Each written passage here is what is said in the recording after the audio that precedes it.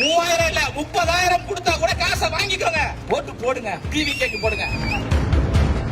இந்த பெண்களுக்கு 3000 ரூபாய் கொடுக்குறாங்கல்ல, 3000 எல்லாத்தையும் சேஃபா வச்சிருக்காங்க. எப்படா ஜனநாயக படம் ரிலீஸ் ஆகுமோ அப்ப குடும்பமாக படத்துக்கு போகணும்னு நிறைய பேர் என்கிட்ட கேட்டாங்க.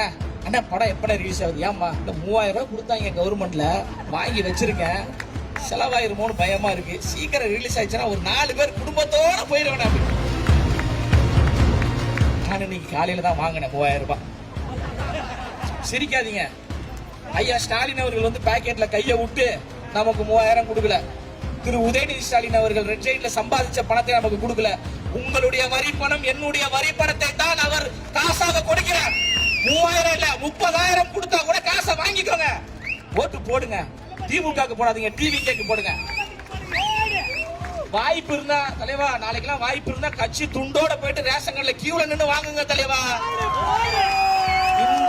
இந்த நேரத்துல மானம் சூடு சொரணெல்லாம் பார்க்க கூடாது.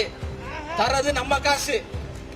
3000 ரூபாய்க்கு எக்ஸ்ட்ரா ஒரு 3000 ரூபாய் போட்டு 6000 ரூபாய் கொடுங்க ஐயா ஸ்டாலின் அவர்களே கேளுங்க, தப்பு கிடையாது. நம்மளுடைய காசு தான், தைரியமா வாங்க. நான் வாங்கிட்டேன், மாவட்டம் வாங்கிட்டீங்களா இல்லையா? வாங்கிடுங்க.